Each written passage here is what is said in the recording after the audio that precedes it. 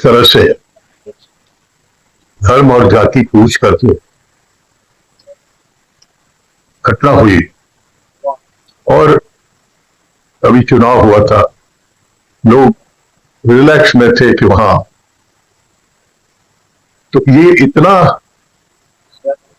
क्योंकि ये टेररिस्ट हमला हम इसको नहीं कर सकते, वो तो रैंडम हमला होता था, लेकिन ये टारगेटेड इस तरह की घटना हुई थी और जो उससे गुस्सा हुआ था पूरे देश में, पूरे जितने भी मानवता से जुड़े हुए लोग हैं, क्या मुस्लिम, क्या हिंदू, क्या सिख, सब ने इसके खिलाफ अपने मोहल्ले में ही क्यों नहीं हो, लेकिन वो विरोध किया। ये अद्भुत देखने को। इसलिए मैं मानता हूं कि इस घटना के बाद सरकार को जितना खुले हाथ से सबने समर्थन दिया, कांग्रेस पार्टी ने, राहुल गांधी ने एकदम नेता विपक्ष के नाते, तो ये घटना तो निश्चित विरोध दिखाने का होना चाहिए था। और सबसे ये रहा कि साहब आतंकवादी ठिकानों को हमला किया गया, कोई पाकिस्तानियों पे हमला नहीं था, ये ठिकानों पे हमला था। अब पाकिस्तान समझदारी से काम लेता है या जिस गैर जिम्मेदारी से आतंकवादियों को वो फीड कर रहा है, वो उनको दुलार और पुचकार के रखे हुए है और उनके खरखाही में कोई गलत कदम उठाता है, तो ये देश का इतिहास है कि हमने घुस करके उनको दो मारा है। ये न हो, हम इसी की कामना करते हैं, लेकिन हम इस घटना का, अपने जवान का, अपने आर्मी का, तीनों सेना के लोगों का सलाम करते हैं। ये उनकी बहादुरी और उनका एक्शन सही टाइम पे हुआ। जोहार, नमस्कार।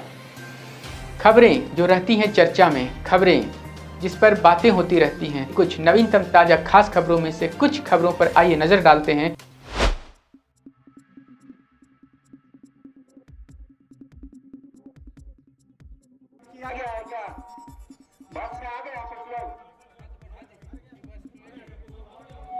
सायरन की आवाज गूंजी और मेकॉन परिसर में मचा हलचल, लेकिन डरिए मत, ये था युद्ध जैसी स्थिति से निपटने की तैयारी का हिस्सा।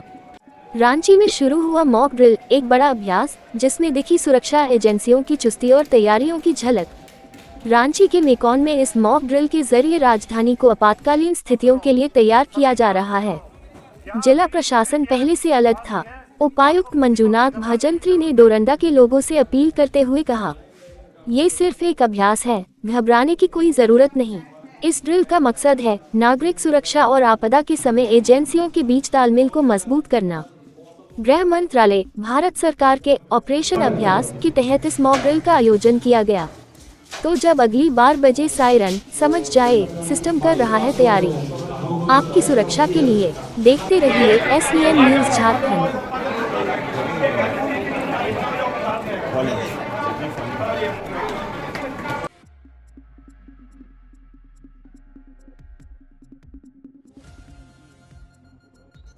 घरों में परिवार साथ बैठकर खाना खा रहे हैं।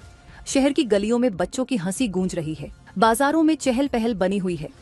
ऐसे लम्हों में लगता है कि सब कुछ हमेशा यूं ही रहेगा, लेकिन जब सायरन बजता है, माहौल पल भर में बदल जाता है।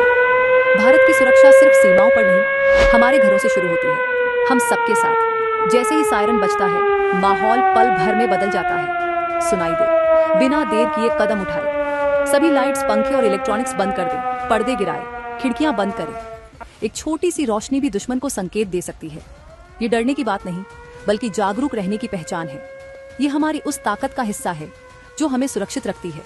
अपने बच्चों को भी इस प्रक्रिया से परिचित कराएं। इसे उनके लिए एक खेल बना दें, लेकिन ऐसा खेल जो जिंदगी बचा सकता है। एक बच्चा तेजी से पर्दे खींचता है, एक किशोर दादी की मदद करता है लाइट्स बंद करने में। एक परिवार एक साथ बैठा है, शांत, सतर्क, तैयार। पूरे शहर में जागरूकता फैलती है। छतों पर युवा निगाहें दौड़ा रहे हैं, कहीं कोई रोशनी तो नहीं दिख रही। महिलाएं पड़ोस के बुजुर्गों का हालचाल ले रही हैं, और दूर हमारे सैनिक सीमाओं पर अडिग खड़े हैं, शांत, सतर्क, निडर। ये भारत है, हर घर एक किला, हर नागरिक एक सुरक्षा कवच। अंधकार में हम घबराते नहीं, हम एकजुट होते हैं। शहरों से गांवों तक एक मौन अंधेरा फैलता है, डर से नहीं बल्कि एक भावना के साथ। देश के प्रति प्रेम, एक दूसरे की सुरक्षा के लिए समर्पण। और इस विश्वास के साथ कि चाहे परिस्थिति कितनी भी कठिन हो, भारत मजबूती से खड़ा रहेगा। सायरन बजे, लाइट्स बंद, पर्दे गिराए, शांत रहे, मजबूत बने। हम भारत के हैं, भारत हमारा है। वंदे मातरम।